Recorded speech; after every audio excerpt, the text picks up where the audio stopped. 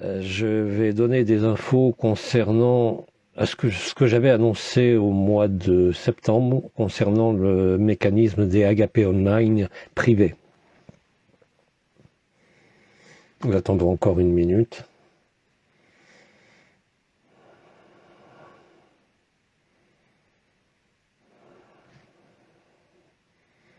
Voilà, c'est bientôt l'heure.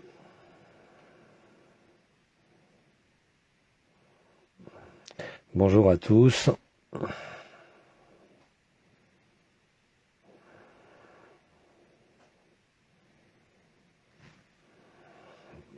Il est 18h.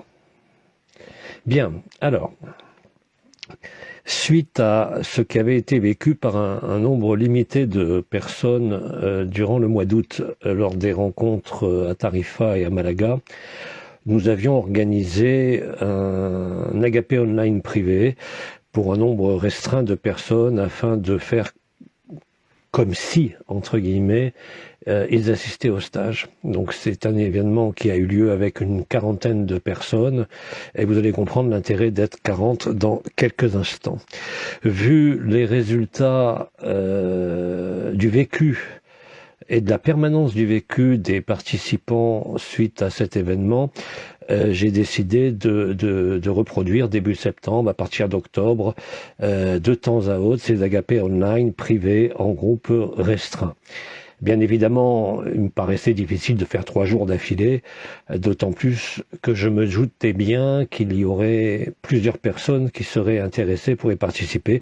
Et comme je l'ai dit, ce groupe est restreint pour les raisons que vous allez comprendre. Donc j'ai fait simplement une petite annonce sur Facebook et j'ai commencé à recevoir des demandes d'informations. Tout allait très bien au début, mais vous allez comprendre très vite ensuite pourquoi ça m'a posé non pas des problèmes, mais une réflexion quant à l'organisation, si on peut dire, de ces agapés online privés. Première chose tout d'abord. Le fait de s'être retrouvé non pas avec des stagiaires en présentiel, mais avec 30 à 40 personnes connectées sur Zoom, donc où on avait le retour audio et vidéo et la participation audio et vidéo. C'est important à comprendre. Hein. Donc, je me suis dit, vu ce qu'il s'est produit et vu la persistance des effets de cette résonance de groupe en groupe limité, ça serait bien de refaire la même chose avec une durée certes un peu moins longue, puisque durant ces 3 jours, il y avait aussi bien mes interventions en satsang, les interventions des participants, mais aussi Bidi et Oma qui étaient intervenus.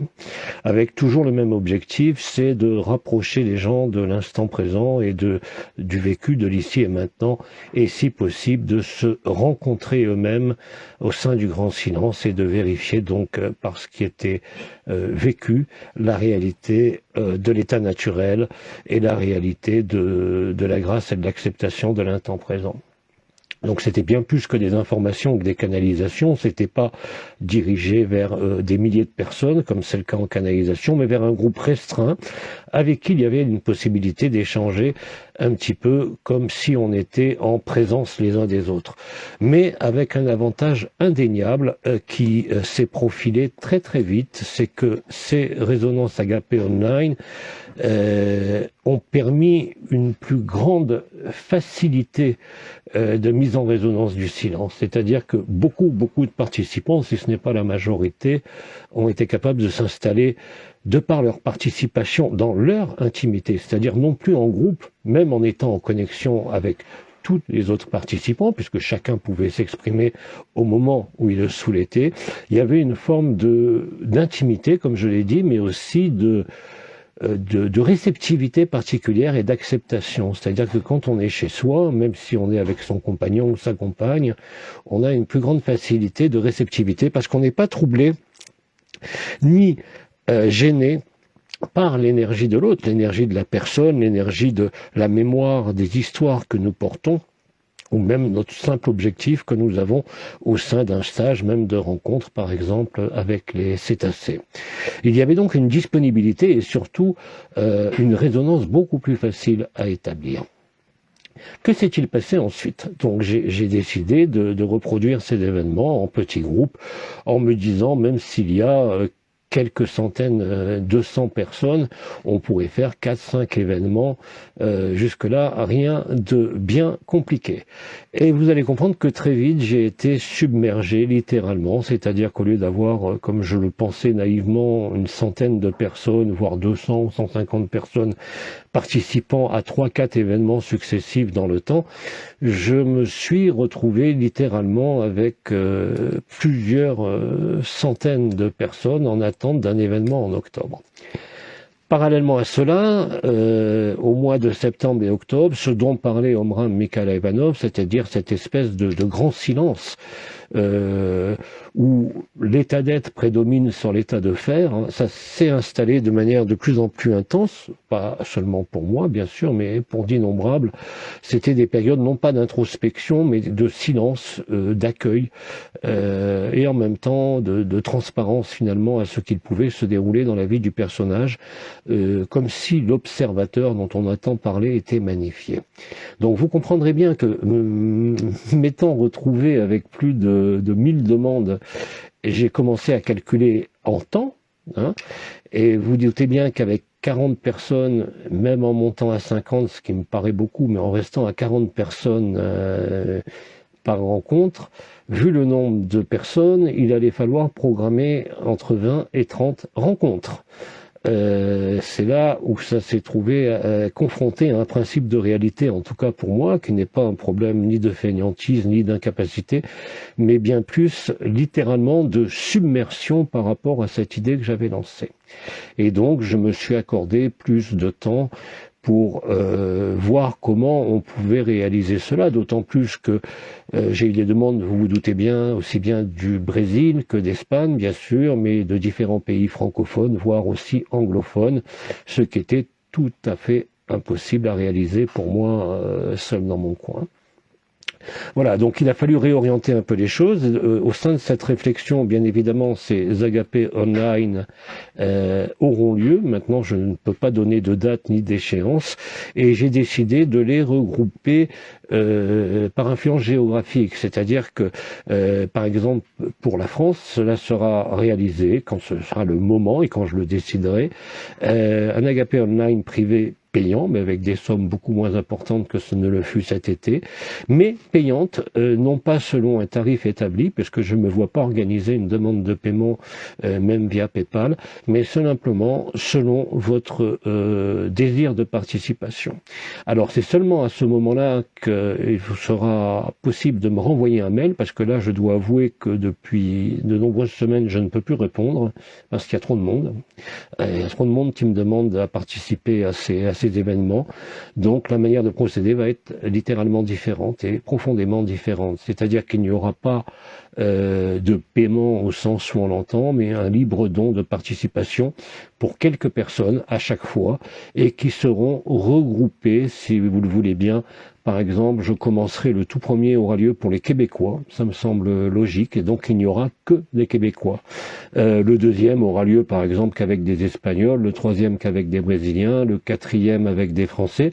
Ces agapés online privés ne diront pas plus d'une après-midi, nous dirons, c'est-à-dire l'espace de 5 à 6 heures, afin de nous immerger totalement dans ce qui est présent ici et maintenant et dans rien d'autre. C'est-à-dire que c'est le moment où nous poserons tous nos fardeaux pour essayer réellement de nous retrouver en totalité. Et c'est quelque chose, comme je vous l'ai laissé entendre, qui est extrêmement facile à réaliser parce que la disponibilité de ceux qui écoutent, de ceux qui entendent, de ceux qui échangent est beaucoup plus facile, beaucoup plus aisée quand il n'y a pas l'aspect présentiel, c'est-à-dire quand il y a cette intimité que nous générons spontanément quand nous sommes chez nous, dans notre intimité, dans notre fauteuil, dans notre atmosphère, si je peux dire. Et paradoxalement, ce n'est pas un isolement, mais c'est quelque chose qui va permettre de retrouver son intimité, de retrouver ce que l'on est réellement, et ce avec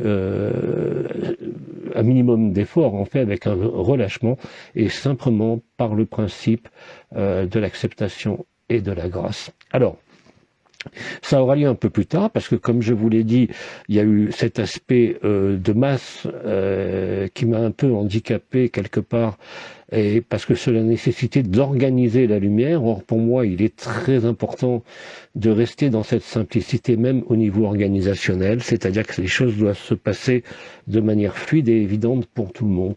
Donc, j'ai sélectionné cette idée, c'est-à-dire de décider que ça aura lieu à telle date pour telle personne, mais je communiquerai les dates au fur et à mesure. Ce n'est plus la peine de m'envoyer de mails. Je ferai les annonces uniquement sur Facebook, parce que pour l'instant, c'est le lieu où tout le monde regarde, donc ça sera pour moi beaucoup plus facile.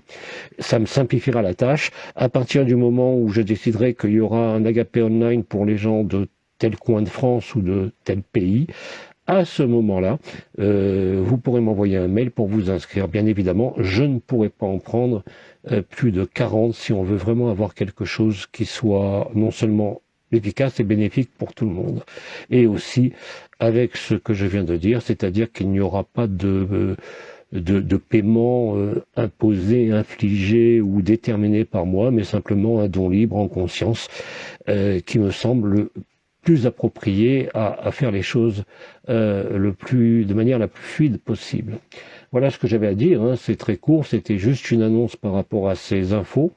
J'ai eu par ailleurs l'occasion de discuter avec de nombreux formateurs durant la période de confinement, donc qui travaillaient aussi en vidéo sur Zoom ou sur d'autres serveurs, peu importe, mais on s'est aperçu qu'il y avait une disponibilité extrêmement importante de ceux qui étaient par exemple en formation. Là, il ne s'agit pas de formation, ou en tout cas pour des élèves dans l'enseignement, mais là on touche à un domaine qui est vraiment lié à l'intimité et à la profondeur de la personne. Et c'est le moment où, quand on est comme ça à distance, mais où on peut s'entendre et où on peut se voir, mais chacun chez soi, où on arrive le plus facilement à, on peut appeler ça, puisqu'il faut bien donner des mots, créer un champ de cohérence ultime qui se propage tout naturellement en chacun pour vivre cet état naturel. Donc c'est vraiment une forme de facilitation.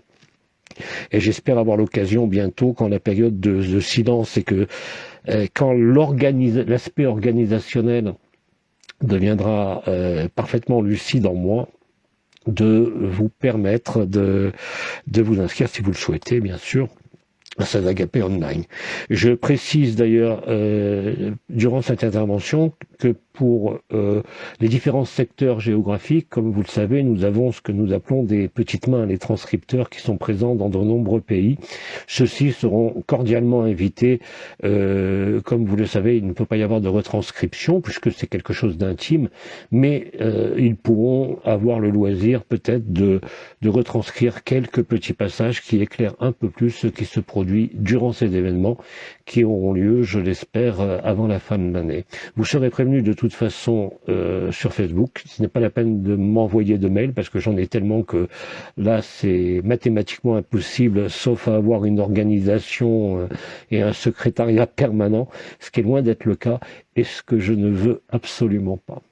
Voilà, je vous remercie pour votre attention. Je vais publier bien évidemment ce message, hein, et nous nous retrouvons dans un peu plus d'une heure et demie pour accueillir Omram Mikhaila Ivanov, donc à 20h. Voilà les infos sur ces agapés online privés qui auraient dû avoir lieu en octobre. Je vous rassure, pour l'instant, il n'y en a eu aucun en fonction de ce que je viens de dire. Et je laisse encore maturer un peu les choses, mais ça tend vers cette organisation géographique pour diverses raisons, hein, pas uniquement de langue, mais aussi parce que souvent les gens, après, je l'ai vu pour les amis québécois cet été, les gens avaient la volonté de se retrouver peut-être plus physiquement ou de continuer à échanger à l'intérieur de leur région de manière plus personnelle. Voilà, je vous remercie et je vous dis à dans un peu plus d'une heure et demie pour Omram. À tout à l'heure.